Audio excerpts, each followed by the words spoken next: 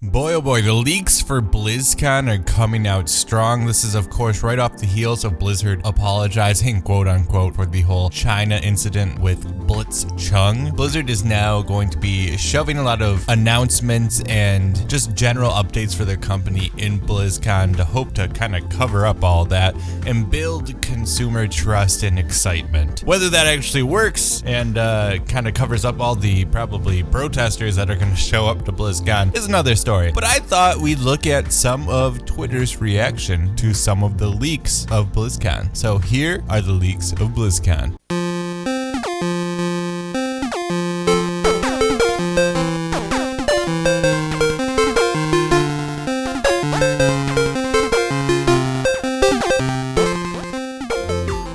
Our first tweet is by a Twitter user named SonicBrony2568.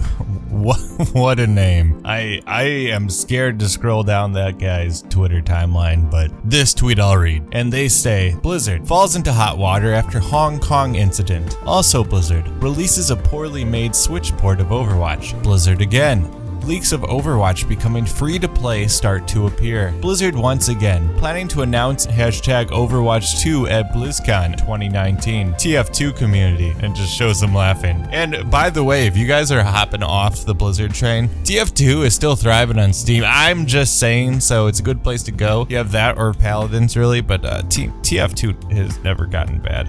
Just go play it. Our second tweet is by a user named, I seriously don't get how people make their names, but TOTLMSTR. And of course, it's another one about Overwatch 2 that reads, after trying and failing to appease to people after appealing to the Chinese government, Blizzard leaks Overwatch 2 logo. How poetic and predictable. And of course, they are showing the actual Overwatch 2 logo that is a supposed leak of the coming Overwatch 2 and the Dexerto article about it. I think it's probably a strong chance at this point that we're getting Overwatch 2, guys. I think it's almost guaranteed. So for those of you who are wondering what exactly the Overwatch 2 leaks are as far as what the game is going to contain, luckily Overwatch Neri has laid that all out for us. Supposedly it's going to contain a new PvE mode, story mode, 4-player co-op map, Rio de Janeiro, new map, Toronto, and PvP mod push, assault plus control plus escort plus hybrid.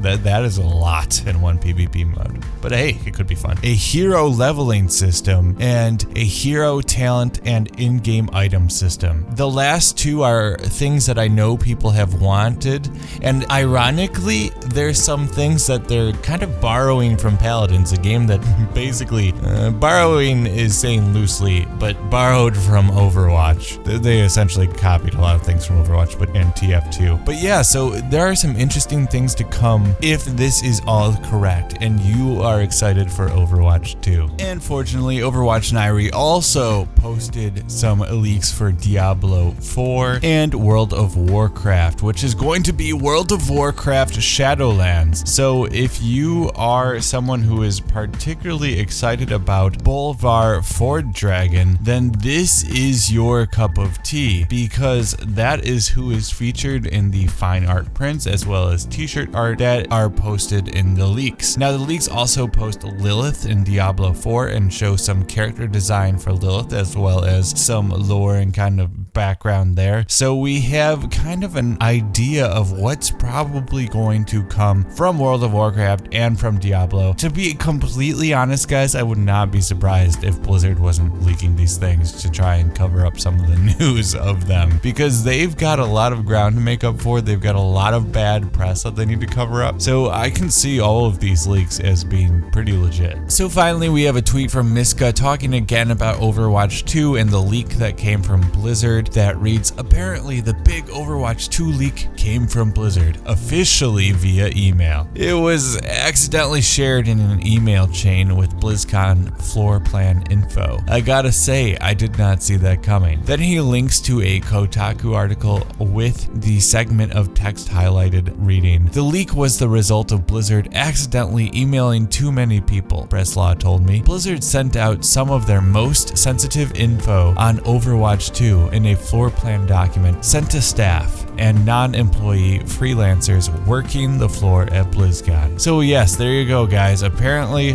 Blizzard accidentally sent via email all of the information, or at least a good chunk of information about Overwatch 2 to people working the floor at BlizzCon as well as employees. If that's true and it's not an intentional leak, that's really sad. And I do have to also agree with the article. It does kind of sum up the last few weeks over at Blizzard. Anyways, let me know in the comments if you're excited for the games that are coming out or supposedly coming out from Blizzard. Do you think these leaks are real? I guess soon enough we'll find out. Personally, I'm not quite sure how I feel about Blizzard. I'm still pretty angry at them for what they did. Human rights obviously is a big thing in my life, and it should be everyone's life. If you've made it this far, you're at the end of the video, and I thank you for watching. And if you want to leave a comment or subscribe, that's up to you. I'll see you guys later.